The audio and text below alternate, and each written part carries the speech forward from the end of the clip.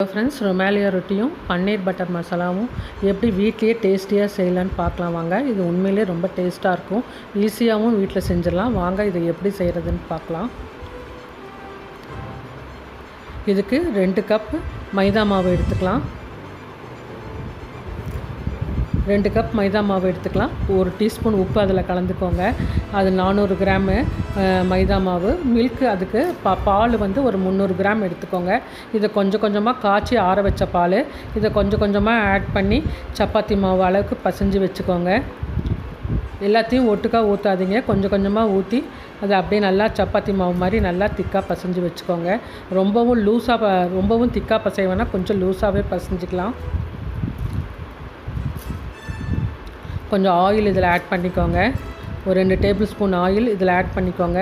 திருப்பி நல்லா பிசைஞ்சு மேலே கொஞ்சோண்டு ஆயில் தடவி ஒரு அரை மணி நேரம் இதை அப்படியே ஊறட்டுன்னு விடுங்க. இதை 1/2 மணி நேரத்துக்கு பிறகு ஒரு 12 பாட்டாக இதை பிரித்து வச்சுக்கலாம். இது சின்ன சின்ன இதாக நீங்கள் ஃபஸ்ட்டு இது பண்ணி தேய்ச்சி வச்சுக்கோங்க. இந்த மாதிரி எல்லா இதையும் நீங்கள் தேய்ச்சி வச்சுக்கோங்க.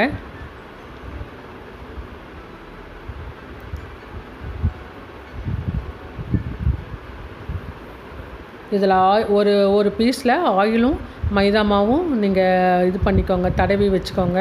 மைதா மாவு மேலே ஸ்ப்ரெட் பண்ணி அதையே நல்லா தடவி விட்டுருங்க. இது மேலே இந்த இன்னொரு சப்பாத்தியை போட்டு கவர் பண்ணிக்கோங்க.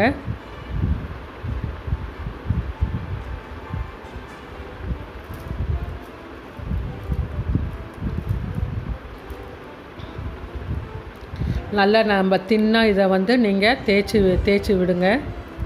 உங்களால் எவ்வளோ தின்னாக தேய்க்க முடியுமோ அவ்வளோ தின்னாக தேய்ச்சி விடுங்க. ரெண்டையும் சேர்த்து நல்லா சன்னமாக எவ்வளோ முடியுமோ அவ்வளோ சன்னமாக நீங்கள் தேய்ங்க.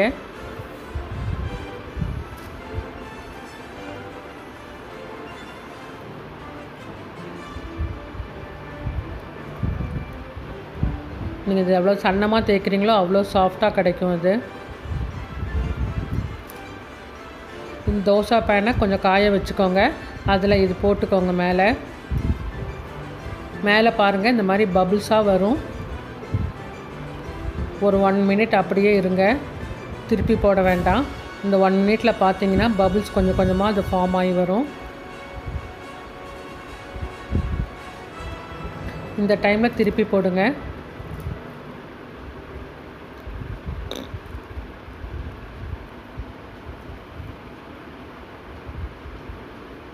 அதே மாதிரி அந்த சைடும் கொஞ்சம் நல்லா வேகட்டும். 2 சைடும் நல்லா வெந்த பிறகு எடுத்துக்கலாம்.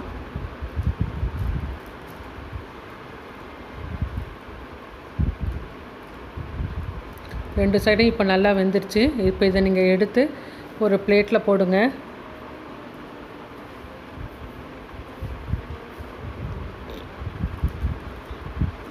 இப்போ இந்த 2ஐயும் நம்ம பிரிச்சிடலாம். இந்த மாதிரி நீங்கள் பிரிக்கும் போது ஈஸியாக பிரிக்கவும் வரும். கொஞ்சம் ஆறின பிறகு கூட நீங்கள் பிரிங்க. இல்லைனா சூடாக இருக்கும் போது இப்படி 2ஆக பிரித்து அது 4ஆக மடித்து வச்சுருங்க. மடித்து ஒரு ஈர டவலில் போட்டு மூடி வச்சிட்டிங்கன்னா அது சாஃப்ட்னஸ் அப்படியே இருக்கும். இல்லைன்னா ஒரு ஹாட் பேக்கில் போட்டு மூடி வச்சுருங்க. இந்த மாதிரி ஒரு டவலை ஈரம் பண்ணிவிட்டு அதில் கூட நீங்கள் போட்டு இப்படி மூடி வச்சுருங்க.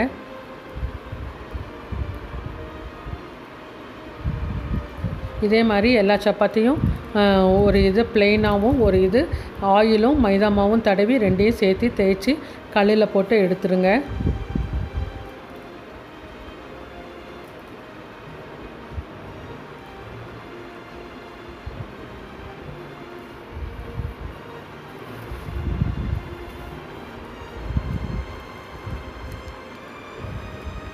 நல்லா சன்னமாக தேய்க்கிற மட்டும் இது ரொம்ப நல்லாயிருக்கும். அதனால் முடிஞ்ச அளவுக்கு சன்னமாக தேய்ங்க.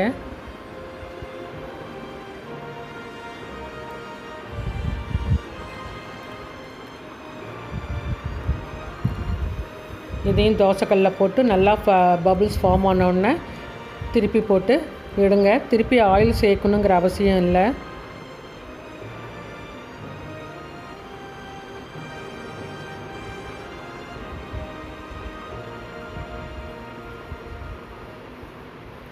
கல் நல்லா காஞ்ச பிறகு போடுங்க. ரொம்ப ஹை ஃப்ளேம்லேயும் வைக்க வேண்டாம், மீடியம் ஃப்ளேம்லேயும் வச்சுக்கோங்க.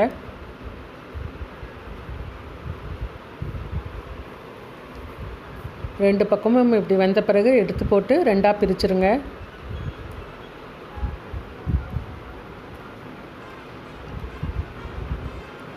இதே மாதிரி எல்லா ரொமாரே ரொட்டியும் சுட்டு இந்த மாதிரி பிரித்து எடுத்து வச்சுக்கோங்க.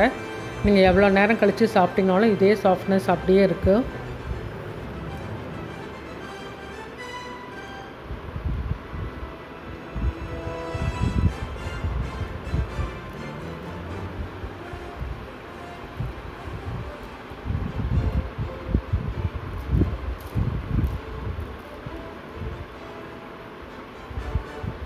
பாருங்கள் எவ்வளோ சாஃப்டாக இருக்குது. ஒரு 1/2 hour 1 hour கழித்து பார்த்திங்கன்னா கூட இதே சாஃப்ட்னஸில் அப்படியே இருக்கும். இப்போ நம்ம பன்னீர் பட்டர் மசாலா எப்படி செய்கிறதுன்னு பார்க்கலாம். இதுவும் ரொம்ப டேஸ்ட்டாக இருக்கும். வீட்லேயே செய்யலாம். ஒரு பேனில் ஆயில் இல்லைன்னா பட்டர் ஒரு 2 டேபிள் ஸ்பூன் ஆட் பண்ணிக்கோங்க. அதில் சோம்பு 1 டீஸ்பூன் ஆட் பண்ணிக்கோங்க. நறுக்கின வெங்காயம் ஒரு 2 பெரிய வெங்காயத்தை ஆட் பண்ணி நல்லா ஃப்ரை பண்ணி விடுங்க. கொஞ்சம் நல்லா வெங்காயம் ஃப்ரை ஆகிற அளவுக்கு வணக்கி விடுங்க.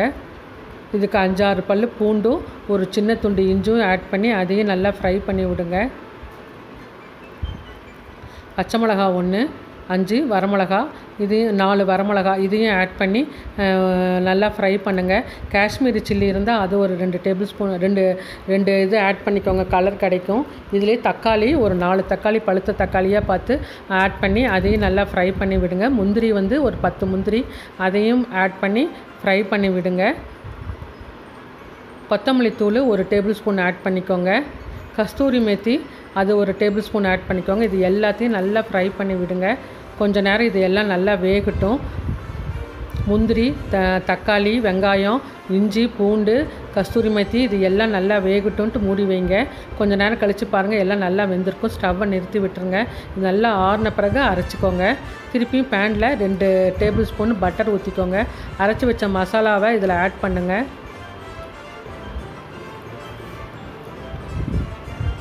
கொஞ்சமாக தண்ணியும் ஆட் பண்ணி இதை நல்லா ஃப்ரை பண்ணி விடுங்க. கொஞ்சம் நல்லா எண்ணெய் பிரிகிற அளவுக்கு நல்லா வணக்கி விடுங்க. இதை கொஞ்சம் நேரம் மூடி சிம்லேயே வைங்க. கொஞ்சம் மீடியம் ஃப்ளேமில் வைங்க. ஒரு 5 minutes பார்த்திங்கன்னா நல்லா எண்ணெய் பிரிஞ்சு வந்திருக்கும். இந்த டைமில் நீங்கள் பன்னீர் ஒரு உப்பு பத்தலைன்னா டேஸ்ட் பார்த்துட்டு கொஞ்சம் உப்பு ஆட் பண்ணிக்கோங்க. இந்த ஸ்டேஜில் பன்னீர் ஒரு 250 கிராமை இந்த மாதிரி சின்ன சின்ன ஸ்கொயராக கட் பண்ணி இதில் ஆட் பண்ணிக்கோங்க.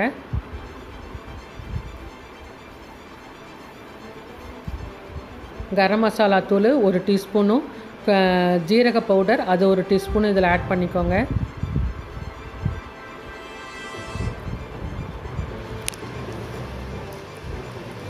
இது எல்லாத்தையும் நல்லா கலக்கி விடுங்க.